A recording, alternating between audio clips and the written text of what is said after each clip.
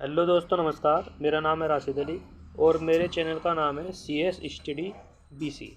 मैं आपकी तैयारी करा रहा हूँ BCom फाइनल ईयर की। और आपका जो 31 मार्च का पेपर है वो है आपका इकोनॉमिक्स लॉ, यानी कि आर्थिक नियम। ठीक है भाई, आर्थिक नियम है। ये 2018 का पेपर है, फिर 2021 का पेपर लाऊंगा, फिर 2022 का पेपर लाऊंगा। 2021 के तो 2 पेपर है, उन्हीं इन्हीं 4 पेपरों में से आपका पूरा पेपर मिल जाएगा। ठीक है भाई, तो स्टार्ट करते हैं भाई। अगर चैनल को सब्सक्राइब नहीं किया तो चैनल को ज़रूर सब्सक्राइब कर लीजिए। ठीक है भाई, ये आपका 2018 का पेपर है, क्योंकि 2019 2020 में तो पेपर हुए नहीं कि लॉकडाउन की वजह से। 2021 में पेपर हुए थे, फिर 2022 का पेपर है। ठीक है भाई, क्वेश्चन नंबर 1। भारतीय प्रतिभूति और विनिमय बोर्ड अधिनियम 1992 कब लागू हुआ? ठीक है भाई, तो इसका आंसर भाई पहला राइट हो जाएगा। 30 जनवरी 1992 को ये लागू हुआ था, भारतीय प्रतिभूति और विनिमय बोर्ड। ठीक, ये 2019 सॉरी 1992 से लागू हुआ था। ठीक है, तो इसका पहला आंसर हो जाएगा 30 जनवरी 1992। Question number 2। भारतीय प्रतिभूति और विनिमय बोर्ड अधिनियम 1992 में बोर्ड से डैश के अधीन स्थापित भारतीय प्रतिभूति और विनिमय बोर्ड अभिप्रेरित है। तो इसमें भाई इसका आंसर हो जाएगा बी। कौन सा हो जाएगा भाई? इसका आंसर बी राइट हो जाएगा, धारा 3 के अंतर्गत। Question number 3। भारतीय प्रतिभूति और विनिमय बोर्ड का मुख्यालय कहाँ स्थापित है? इसके ऑप्शन पढ़ लेते हैं भाई। Option A New Delhi, option B Mumbai, option C Chennai, option D Bengaluru. ठीक है भाई, तो इसका आंसर जो हो जाएगा वो हो जाएगा बी। ठीक है भाई, मुंबई में इसका मुख्यालय है, यानी कि हेड ऑफिस जो है भारतीय विनिमय बोर्ड सेबी का, ठीक है, वो है मुंबई में। Question number 4। भारतीय प्रतिभूति और विनिमय बोर्ड अधिनियम 1992 की किस धारा में बोर्ड की स्थापना और निगमन का वर्णन है? ठीक है भाई, क्वेश्चन नंबर 4 का आंसर ए राइट हो जाएगा। Question number 5। भारतीय प्रतिभूति और विनिमय बोर्ड अधिनियम 1992 की किस धारा का संबंध विद्यमान प्रतिभूति और विनिमय बोर्ड की अस्तियों दायित्व आदि का बोर्ड को अंतरण से है? तो क्वेश्चन नंबर 5 का आंसर हो जाएगा भाई डी, धारा 10 के अंतर्गत। ठीक है भाई, क्वेश्चन नंबर 6। भारतीय प्रतिभूति और विनिमय बोर्ड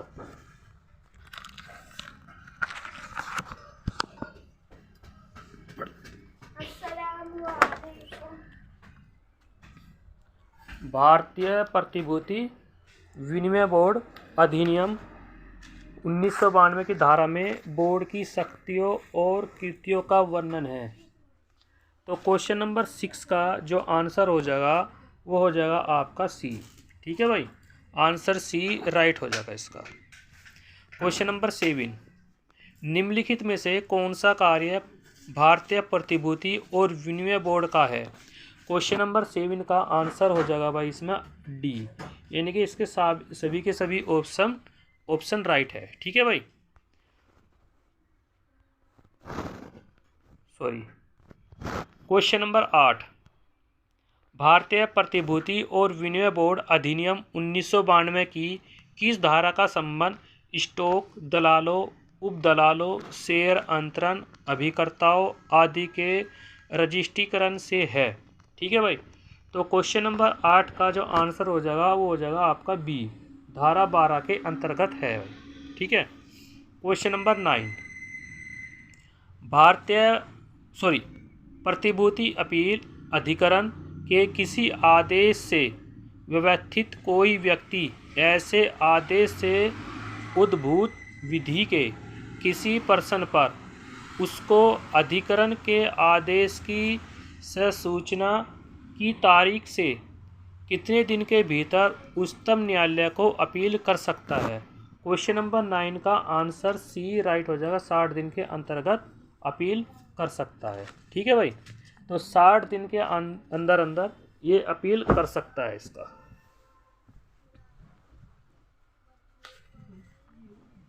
ठीक है भाई। क्वेश्चन नंबर 10, निपेशपाकार अधिनियम 1996 कब परिवर्तित हुआ, यानी कि कब लागू हुआ। ठीक है भाई, सॉरी। क्वेश्चन नंबर 10 का आंसर ए राइट हो जाएगा 20 सितंबर 1995 को। ठीक है भाई, 20 सितंबर 1995 को लागू हुआ था। क्वेश्चन नंबर 11, निपेशपाकार अधिनियम 1996 की किस धारा के अंतर्गत निपेशपाकार एक या अधिक सहभागियों के साथ करार करेगा जो उसके अभिकर्ता होंगे। ठीक है भाई, क्वेश्चन नंबर 11 का जो आंसर हो जाएगा वो हो जाएगा बी, धारा 4 के अंतर्गत। ठीक है भाई। क्वेश्चन नंबर 12, निम्न में से कौन सा सुमेलित नहीं है, यानी कि इसमें से आपको बताना कौन सा गलत है। क्वेश्चन नंबर 12 का इसमें देखो, क्वेश्चन नंबर 12 में ऑप्शन ए दे रखा धारा 5 निपेशकाकार की सेवाएं से है, ये भी सही है भाई इसके अंदर। ठीक है। क्वेश्चन बी दे रखा धारा 7, ये भी इसमें सही है, निपेशकाकार द्वारा प्रतिभूतियों के अंतर का रजिस्ट्रीकरण। क्वेश्चन सी ये भी सही है इसमें, और जो क्वेश्चन डी है ये इसमें गलत दे रखा, तो इसका आंसर आपका यही हो जाएगा। ठीक है भाई, क्वेश्चन नंबर 12 का आंसर डी राइट हो जाएगा, क्योंकि धारा 11 के अंतर्गत निपेशकागारों के अधिकार और बाध्यता को सम्मिलित नहीं किया गया है, इसमें नहीं पूछा है। ठीक है भाई, यह पूछा है कि नहीं किया गया, तो इसका डी आंसर इसका राइट हो जाएगा। क्वेश्चन नंबर 13, निपेशपाकार अधिनियम 1996 की किस धारा में कंपनियों द्वारा अपराध का वर्णन है। क्वेश्चन नंबर 13 का आंसर बी राइट हो जाएगा, धारा 21 के अंतर्गत। ठीक है भाई। क्वेश्चन नंबर 14, मिलान कीजिए। ठीक है भाई, क्वेश्चन नंबर 14 का जो मिलान करना है, अब आपको बताना है भाई, जो ए है, ए का फर्स्ट ए का तो फर्स्ट से मिलान हो जाएगा भाई। ठीक है, बी का 2 से मिलान हो जाएगा, सी का 3 से मिलान हो जाएगा, और 4 का 4 से मिलान हो जाएगा, इसलिए इसका आंसर ए राइट हो जाएगा भाई। ठीक है। क्वेश्चन नंबर 15, निपेशपाकार अधिनियम 1996 की किस धारा में निपेशपाकारों की उपविधियों बनाने की शक्तियों का वर्णन है। ठीक है भाई, क्वेश्चन नंबर 15 का जो आंसर हो जाएगा वो हो जाएगा भाई सी, धारा 26 के अंतर्गत है भाई। ठीक है। फिर हम 2000 पर्यावरण संरक्षण अधिनियम 1986 को निम्नलिखित में से कौन सी धारा पर्यावरण संरक्षण के संदर्भ में विशेष प्रावधान करती है। ठीक है, क्वेश्चन नंबर 16 का जो आंसर हो जाएगा वो हो जाएगा आपका सी। ठीक है भाई, कौन सा हो जाएगा भाई, सी राइट हो जाएगा। ए और बी दोनों जो धाराएं है वो 1986 के जो पर्यावरण अधिनियम है उसमें प्रावधान करती है भाई। ठीक है। क्वेश्चन नंबर 17, पर्यावरण संरक्षण अधिनियम 1986 की कौन सी धारा के उपबंध नियमों, आदेशों और निर्देशों के उल्लंघन की स्थिति में दंड का प्रावधान करती है। क्वेश्चन नंबर 17 का आंसर जो हो जाएगा भाई वो हो जाएगा आपका डी, धारा 15 जो है वो इसके अंतर्गत काम करती है। क्वेश्चन नंबर 18, पर्यावरण संरक्षण अधिनियम 1986 की धारा 15 के उपबंधों, नियमों, आदेशों या निर्देशों के उल्लंघन पर कितने अवधि तक के कारावास का उपबंध करती है। ठीक है, क्वेश्चन नंबर 18 का आंसर ए राइट हो जाएगा, 5 वर्ष के लिए करती है अगर आपके इसके प्रावधानों को नहीं मानते। ठीक है भाई।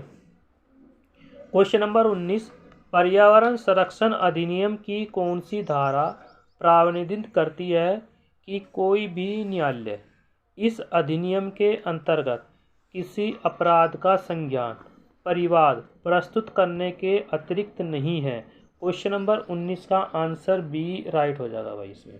ठीक है भाई। क्वेश्चन नंबर 20, पर्यावरण संरक्षण अधिनियम 1986 की कौन सी धारा प्रावधानित करती है कि कोई भी न्यायालय इस अधिनियम के अंतर्गत किसी अपराध या संज्ञान परिवाद प्रस्तुत करने के अतिरिक्त नहीं है।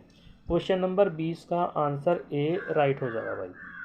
क्वेश्चन नंबर 21, संविधान का कौन सा अनुच्छेद भारत को प्रत्येक नागरिक पर प्राकृतिक पर्यावरण का संवर्धन तथा प्राणिमात्र के प्रति दयाभाव रखने का कर्तव्य उपरोक्त करता है?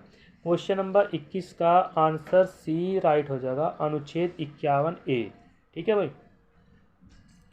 क्वेश्चन नंबर 22, प्रत्येक नागरिक को जल और वायु प्रदूषण से बचाने के लिए किस अनुच्छेद के अंतर्गत लोकहितवाद संसाधित करने का अधिकार है? क्वेश्चन नंबर 22 का आंसर जो हो जाएगा वो डी हो जाएगा, अनुच्छेद 32 के अनुसार। क्वेश्चन नंबर 23, भारतीय संविधान के किस अनुच्छेद में पर्यावरण संरक्षण का प्रावधान किया गया है? क्वेश्चन नंबर 23 का आंसर ए राइट हो जाएगा, अनुच्छेद 48 ए के अनुसार, यानी कि सॉरी। क्वेश्चन नंबर 24, जल प्रदूषण निवारण नियंत्रण अधिनियम 1974 के अंतर्गत परिवाद किसके द्वारा दायर किया जाएगा? क्वेश्चन नंबर 24 का आंसर ए राइट हो जाएगा, प्रदूषण नियंत्रण बोर्ड के द्वारा। क्वेश्चन नंबर 25, वायु प्रदूषण नियंत्रण अधिनियम 1981 की कौन सी धारा अधिनियम के उल्लंघन पर दंड का प्रावधान करती है? क्वेश्चन नंबर 25 का आंसर डी हो जाएगा, धारा 37, धारा 38, धारा 39 सभी धाराएं लागू करती है। ठीक है भाई। क्वेश्चन नंबर 26, वायु प्रदूषण एवं नियंत्रण अधिनियम की धारा 37 कितनी अवधि तक के कारावास का प्रावधान करती है? क्वेश्चन नंबर 26 का आंसर हो जाएगा भाई डी। ठीक है भाई, 3 मास के लिए, इनके 3 महीने के लिए। क्वेश्चन नंबर 27, प्रदूषण मुक्त जल और वायु को उपभोग का अधिकार संविधान के किस अनुच्छेद के अंतर्गत प्रदत्त समाहित है? क्वेश्चन नंबर 27 का आंसर ए राइट हो जाएगा भाई, सॉरी, इसका ए राइट हो जाएगा, अनुच्छेद 21 के अनुसार। ठीक है भाई। क्वेश्चन नंबर 28, वायु प्रदूषण निवारण नियंत्रण अधिनियम 1986 के अंतर्गत अपराध का विचारण कौन कर सकता है या कौन करेगा? क्वेश्चन नंबर 28 का आंसर हो जाएगा भाई डी, ए और बी दोनों। ए ऑप्शन भी राइट है, बी ऑप्शन भी राइट है, यानी कि सी ऑप्शन इसका राइट हो जाएगा। क्वेश्चन नंबर 29, वायु प्रदूषण निवारण नियंत्रण अधिनियम 1981 की कौन सी धारा अपराध के संज्ञान का उपबंध करती है? क्वेश्चन नंबर 29 का जो आंसर हो जाएगा वो हो जाएगा भाई बी, धारा 43। ठीक है भाई। इसमें धाराएं बहुत पूछी गई, धारा नियम है, तो इसमें थोड़ा सा भाई आप ध्यान से पढ़ लेना। ठीक है भाई। क्वेश्चन नंबर 30, पर्यावरण संरक्षण अधिनियम 1986 की धारा के अनुसार पर्यावरण संबंधी प्रदूषण से अभिप्राय पर्यावरण संबंधी प्रदूषकों का पर्यावरण में निहित है। ठीक है भाई। क्वेश्चन नंबर 30 का आंसर सी राइट हो जाएगा, धारा 2 ग के अनुसार।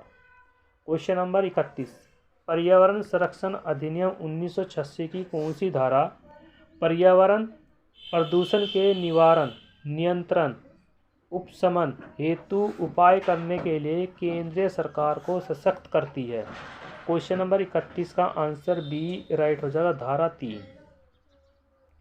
क्वेश्चन नंबर 32, पर्यावरण संरक्षण अधिनियम 1986 की कौन सी धारा केंद्र सरकार को अधिनियम के उपबंधों को प्रभावशाली तरीके के लागू करने हेतु अधिकारों को नियुक्त करने की शक्ति प्रदान करता है? क्वेश्चन नंबर 32 का आंसर बी राइट हो जाएगा, धारा 4 के अंतर्गत। ठीक है भाई। अगर चैनल को सब्सक्राइब नहीं किया तो भाई चैनल को ज़रूर सब्सक्राइब कर लीजिए। मैं आपकी बीकॉम फाइनल की तैयारी करा रहा हूँ, जो आपका 31 तारीख को पेपर है इकोनॉमिक्स लॉ। ठीक है भाई। इकोनॉमिक्स लॉ का जो पेपर है 31 मार्च का, वो मैं आपको तैयारी करा रहा हूँ। ठीक है। ये 2018 का पेपर है, 2021 के 2 पेपर आएंगे भाई। ठीक, शाम तक सारे पेपर अपलोड हो जाएंगे। ठीक है, 2022 का पेपर भी आएगा। क्वेश्चन नंबर 33, पर्यावरण संरक्षण अधिनियम 1986 किसी धारा में केंद्रीय सरकार या उसके द्वारा प्राविधिकृत किसी व्यक्ति के नमूने लेने से संबंधित शक्तियों का प्रावधान करता है। क्वेश्चन नंबर 33 का आंसर बी राइट हो जाएगा, धारा 11 के अंतर्गत। 2018 का जो पेपर है फुल है भाई, पूरे के 100 क्वेश्चन डिस्कस हो गए भाई। क्वेश्चन नंबर 34, पर्यावरण संरक्षण अधिनियम 1986 की कौन सी धारा केंद्र सरकार की अपराधों के संज्ञान की शक्तियों के विषय में प्रावधान करती है? क्वेश्चन नंबर 34 का जो आंसर हो जाएगा वो हो जाएगा डी, धारा 19 के अंतर्गत। क्वेश्चन नंबर 35, पर्यावरण संरक्षण अधिनियम 1986 के संबंध में क्या सही है? ठीक है भाई, तो क्वेश्चन नंबर इसमें आपको सही बताना है। क्वेश्चन नंबर 35 का जो आंसर है वो डी राइट हो जाएगा, यानी कि सारी की सारी धाराएं इससे संबंधित है। क्वेश्चन नंबर 36, पर्यावरण संरक्षण अधिनियम 1986 की धारा 19 के अंतर्गत कोई निजी व्यक्ति भी केंद्र सरकार को कितने दिन का नोटिस देकर परिवाद दायर कर सकती है? क्वेश्चन नंबर 36 का आंसर सी राइट हो जाएगा, धारा 19 के अंतर्गत ही है भाई। क्वेश्चन नंबर 37, पर्यावरण संरक्षण अधिनियम 1986 की कौन सी धारा कंपनी द्वारा दिए गए अपराधों के लिए दायित्व का निर्धारण करती है? तो भाई इसका आंसर ए राइट हो जाएगा, धारा 16 के अंतर्गत। क्वेश्चन नंबर 38, जल प्रदूषण निवारण नियंत्रण अधिनियम 1974 किस धारा में राज्य बोर्ड के गठन का प्रावधान निहित है, यानी कि प्रावधान कर सकती है? क्वेश्चन नंबर 38 का आंसर सी राइट हो जाएगा, धारा 4 के अंतर्गत। ठीक है भाई। क्वेश्चन नंबर 39, राष्ट्रीय हरित प्राधिकरण अधिनियम कब लागू हुआ? क्वेश्चन नंबर 39 का आंसर बी राइट हो जाएगा, सन 2010 को लागू हुआ था भाई। क्वेश्चन नंबर 40, राष्ट्रीय हरित प्राधिकरण के प्रथम अध्यक्ष कौन थे? क्वेश्चन नंबर 40 का आंसर ए हो जाएगा, लोकेश्वर सिंह पोटा। ठीक है भाई। क्वेश्चन नंबर 41, मानवीय कौशल तथा श्रम से उत्पन्न विभिन्न अभौतिक पदार्थ भी अधिकारों की विषय वस्तु के रूप में मान्य होते हैं, जिसे हम बौद्धिक संपदा कहते हैं। यह कथन किसका है? क्वेश्चन नंबर 41 का आंसर है सैमडन का। ठीक है भाई। क्वेश्चन नंबर 42, पेटेंट राइट की वैधता के लिए आवश्यक तत्वों की संख्या होती है। क्वेश्चन नंबर 42 का आंसर हो जाएगा बी 2। ठीक है भाई। क्वेश्चन नंबर 43, किसी लेखक कलाकार आदि का मौलिकता और पुनः उत्पादन एकमात्र अधिकार होता है जिसके द्वारा वह उसको छपवा और प्रकाशित करवा सकता है। क्वेश्चन नंबर 43 का आंसर हो जाएगा सी, कॉपीराइट। क्योंकि अगर कोई व्यक्ति बिल्कुल सेम टू सेम कॉपी कर करके छापता है तो उस पर कॉपीराइट क्लेम का प्रावधान निहित है। क्वेश्चन नंबर 44, अंतर्राष्ट्रीय स्तर पर बौद्धिक संपत्ति विधि पर गेट समझौता किस वर्ष किया गया है? क्वेश्चन नंबर 44 का आंसर हो जाएगा भाई सी, 1948 को। क्वेश्चन नंबर 45, गेट का पूर्ण विस्तार है, यानी कि इसका पूरा नाम क्या है भाई? क्वेश्चन नंबर 45 का आंसर हो जाएगा भाई ए, general arrangement on tariff in trade. ठीक है भाई। क्वेश्चन नंबर 46, भारत में बौद्धिक संपत्ति अधिकार IPRS पर विधि कितने अधिनियमों में वर्णित है? क्वेश्चन नंबर 46 का आंसर हो जाएगा भाई सी, 4 है भाई। ठीक है। क्वेश्चन नंबर 47, क्वेश्चन बहुत बड़ा है भाई, तो इसका आंसर हो जाएगा इसका बी। क्वेश्चन नंबर 47 का आंसर बी हो जाएगा, वेस्टबरी। क्वेश्चन नंबर 48, व्यापार चिन्ह के कार्यों के संबंध में निम्न में से कौन सा असत्य है?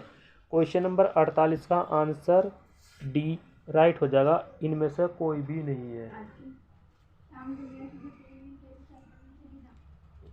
क्वेश्चन नंबर 49, व्यापार चिन्ह अधिनियम 1999 की धारा डैश तक व्यापार चिन्ह के पंजीकरण प्रक्रिया से संबंधित प्रावधानों का वर्णन है। क्वेश्चन नंबर 49 का आंसर ए हो जाएगा, 1823। क्वेश्चन नंबर 50, व्यापार चिन्ह अधिनियम 1999 की किस धारा के अंतर्गत व्यापार चिन्ह व्यापार चिन्ह पंजीकरण प्रार्थना पत्र में शुद्धिकरण तथा संशोधन किया जा सकता है। क्वेश्चन नंबर 50 का आंसर ए राइट हो जाएगा धारा 18 के अंतर्गत। पूरे क्वेश्चन पेपर में धारा पूछी गई है भाई, ठीक है भाई। अब ये देख लो, पूरे क्वेश्चन में धारा पूछी गई है। क्वेश्चन नंबर 51, व्यापार चिन्ह अधिनियम 1999 की किस धारा के अंतर्गत ट्रेडमार्क उल्लंघन का वाद वही व्यक्ति ला सकता है जिसका ट्रेडमार्क पंजीकृत हुआ हो। क्वेश्चन नंबर 51 का आंसर डी राइट हो जाएगा भाई। क्या हो जाएगा भाई? डी राइट हो जाएगा। क्वेश्चन नंबर 52, पेटेंट अधिनियम 1970 की धारा 3 और 4 के अनुसार निम्न में से कौन सा आविष्कार पेटेंट योग्य नहीं होता। ठीक है भाई। क्वेश्चन नंबर 52 का आंसर डी राइट हो जाएगा भाई, यानी कि इसमें सभी के सभी ऑप्शन सही है। ठीक है भाई। क्वेश्चन नंबर 53, पेटेंट प्रदान करने के लिए अन्वेषण की आवश्यक शर्त क्या है। क्वेश्चन नंबर 53 का आंसर भी डी राइट हो जाएगा, यानी कि सभी के सभी ऑप्शन इसमें राइट है। क्वेश्चन नंबर 54, पेटेंट अधिकार प्राप्त करने के हकदार व्यक्ति के संबंध में कौन सा सही है। क्वेश्चन नंबर 54 का भी आंसर डी राइट हो जाएगा भाई। ठीक है भाई। क्वेश्चन नंबर 55, पेटेंट अधिनियम 1970 की किस धारा के अंतर्गत पेटेंट हेतु प्रार्थना पत्र पेश करने वाले व्यक्ति का वर्णन कीजिए। क्वेश्चन नंबर 55 का आंसर ए राइट हो जाएगा धारा 6 के अनुसार। क्वेश्चन नंबर 56, पेटेंट अधिनियम 1970 की किस धारा में पेटेंट हेतु विदेशी प्रार्थना पत्र पेश करने के लिए प्रावधानों का वर्णन है। क्वेश्चन नंबर 56 का आंसर बी राइट हो जाएगा धारा 8। क्वेश्चन नंबर 57, डिजाइन अधिनियम 2000 की धारा 11 के अनुसार डिजाइन के पंजीकृत स्वामी को डिजाइन पर पंजीकरण से कितने समय तक कॉपीराइट प्रदान किया जा सकता है। क्वेश्चन नंबर 57 का आंसर सी हो जाएगा 10 वर्ष के लिए। क्वेश्चन नंबर 58, डिजाइन के पंजीकृत स्वामी का अधिकार डैश के अंतर्गत सरकार पर भी बंधनकारी होता है, तो कौन सी धारा के अंतर्गत होता है वह। क्वेश्चन नंबर 58 का आंसर सी राइट हो जाएगा धारा 20 के अंतर्गत। क्वेश्चन नंबर 59, निम्नलिखित में से कौन सा कॉपीराइट बोर्ड का कार्य है। तो क्वेश्चन नंबर 59 का आंसर डी राइट हो जाएगा उपरोक्त सभी। ठीक है भाई। क्वेश्चन नंबर 60, माल का भौगोलिक संकेत पंजीकरण एवं संरक्षण अधिनियम 1999 की धारा 9 के अनुसार उन भौगोलिक संकेतों का पंजीकरण नहीं किया जा सकता। क्वेश्चन नंबर 60 का आंसर भी डी राइट हो जाएगा भाई। ठीक है भाई, डी राइट हो जाएगा। क्वेश्चन नंबर 61, फेरा का पूर्ण विस्तार है। ठीक है भाई, तो फेरा का पूरा नाम बताना है। क्वेश्चन नंबर 61 का आंसर ए हो जाएगा भाई। ठीक है भाई, विदेशी विनिमय नियमन अधिनियम। ठीक, ये इसका पूरा नाम है। अब क्वेश्चन नंबर 62 में पूछा गया है भाई, विदेशी विनिमय नियमन अधिनियम 1973 फेरा किस वर्ष समाप्त हो गया था। क्वेश्चन नंबर 62 का आंसर बी है। ठीक है भाई, ये 1973 में फेरा अधिनियम बना, 2002 में समाप्त हो गया। इसकी जगह से फेमा एक्ट लागू हुआ था भाई। क्या हुआ था भाई? FEMA act. ये ध्यान रखना, 2002 में फेमा एक्ट बन गया था जो लागू हो गया था 2002 में। 19 सबसे पहला फेरा था। ठीक है भाई, 1973 के बाद फिर 2002 में फेमा एक्ट अधिनियम लागू किया गया था, इसमें संशोधन किए गए थे भाई। क्वेश्चन नंबर 63, फेमा का पूर्ण विस्तार क्या है। क्वेश्चन नंबर 63 का आंसर हो जाएगा भाई इसमें आपका सी, विदेशी विनिमय प्रबंध अधिनियम। क्वेश्चन नंबर 64, फेमा कौन सी लोकसभा में पारित हुआ था। ठीक है, क्वेश्चन नंबर 64 का जो आंसर है वो 13वीं लोकसभा में पारित हुआ था भाई। ठीक है भाई, 13वीं लोकसभा थी। क्वेश्चन नंबर 64 का आंसर डी राइट हो जाएगा भाई। क्वेश्चन नंबर 65, विदेशी विनिमय प्रबंध अधिनियम फेमा कब लागू हुआ था भाई। क्वेश्चन नंबर 65 का आंसर है 1 जून 2000 को। कब हुआ था भाई? 1 जून 2000 को। ऑप्शन सी राइट हो जाएगा भाई। क्वेश्चन नंबर 66, फेमा का प्रमुख उद्देश्य है। क्वेश्चन नंबर 66 का आंसर डी राइट हो जाएगा, सभी के सभी इसके उद्देश्य है।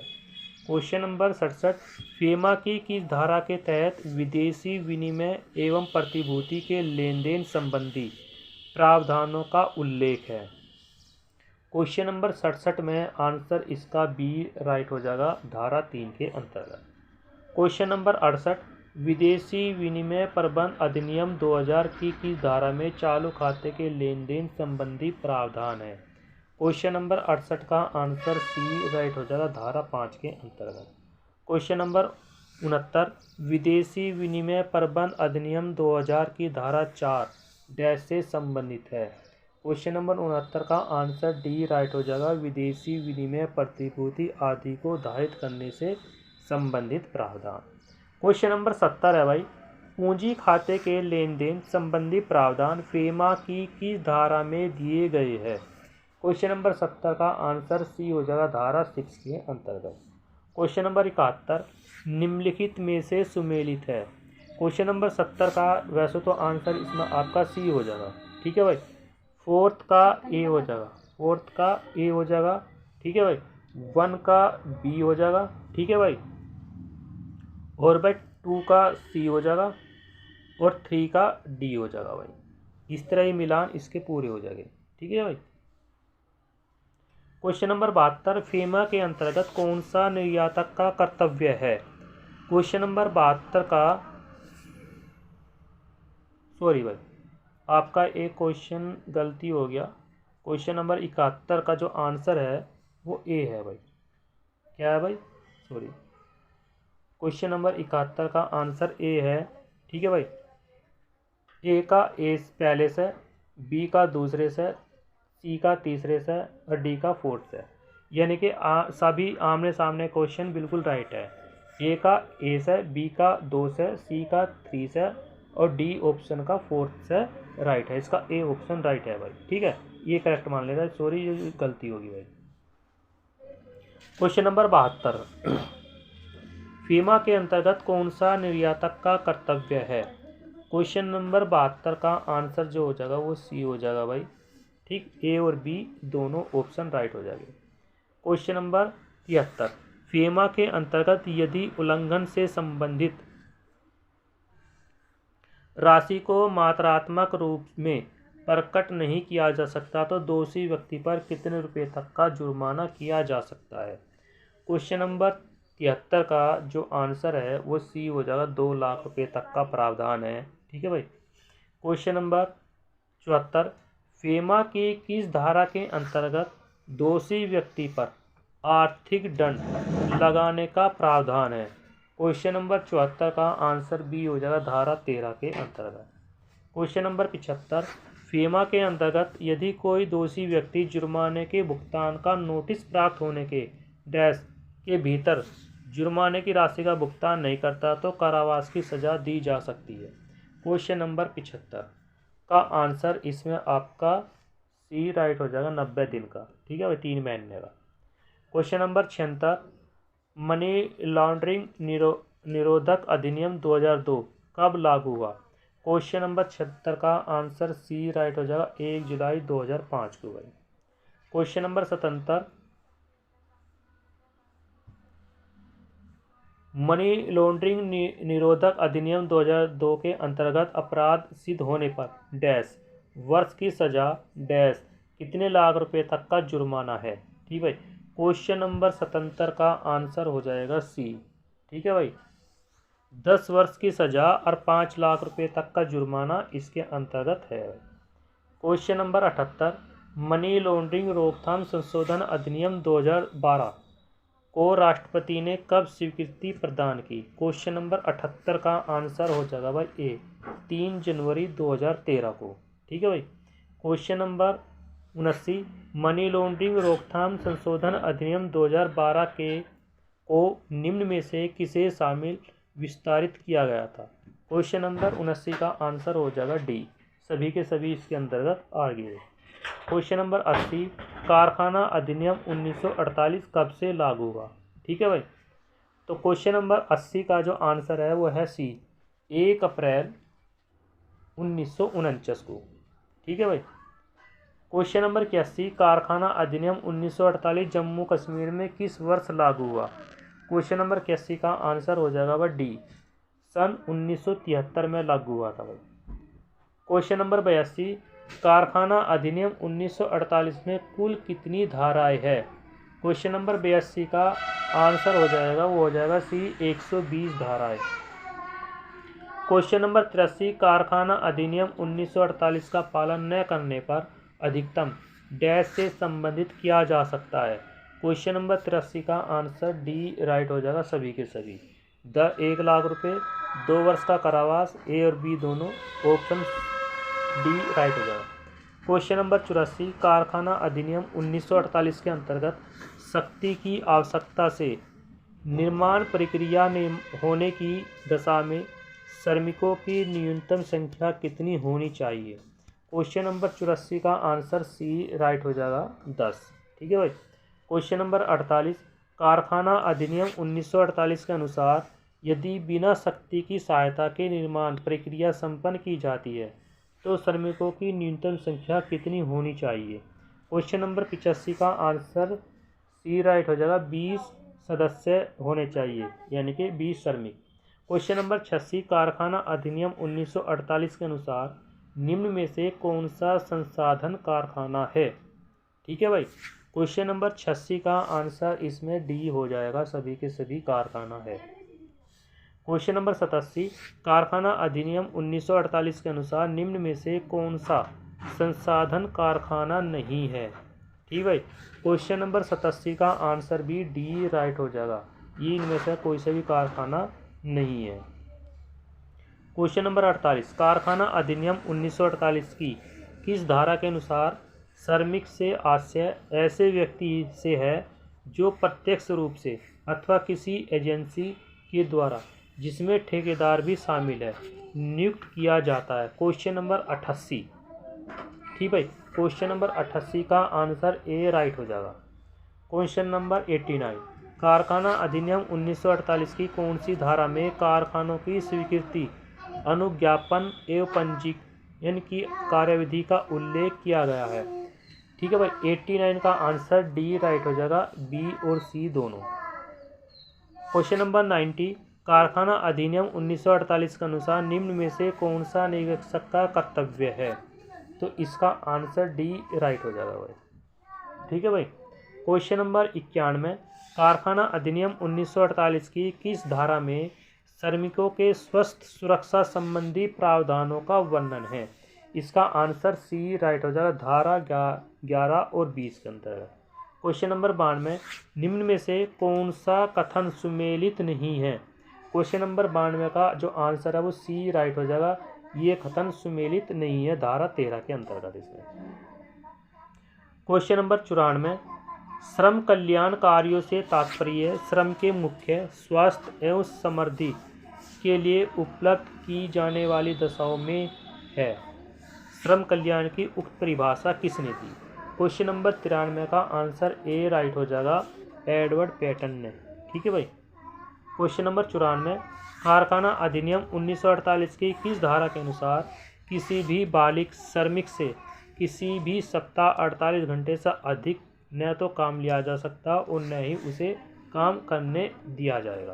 क्वेश्चन नंबर 94 का आंसर ए हो जाएगा, धारा 51 के अंतर्गत है।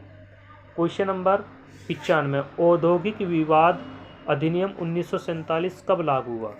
तो क्वेश्चन नंबर 95 का आंसर बी राइट हो जाएगा, 1 अप्रैल 1947 को। क्वेश्चन नंबर 96, औद्योगिक विवाद अधिनियम कुल कितनी धाराएं है? ठीक भाई। क्वेश्चन नंबर 96 में आंसर सी राइट हो जाएगा, इसमें कुल 40 धाराएं हैं। क्वेश्चन नंबर 97, औद्योगिक विवाद अधिनियम में कितनी अनुसूचियां है? क्वेश्चन नंबर 97 का आंसर बी राइट हो जाएगा, इसमें 5 अनुसूचियां है। क्वेश्चन नंबर 98, औद्योगिक विवाद अधिनियम 1947 में संशोधन कर जबरी छुट्टी तथा छंटनी संबंधी प्रावधान किस वर्ष किए गए थे? क्वेश्चन नंबर 98 का आंसर सी राइट हो जाएगा, 1953। क्वेश्चन नंबर 99, औद्योगिक विवाद अधिनियम 1947 की धारा डैश के अनुसार समझौता अधिकारी की नियुक्ति समुचित द्वारा की जाती है। क्वेश्चन 99 का आंसर बी राइट हो जाएगा धारा 4 के अंतर्गत।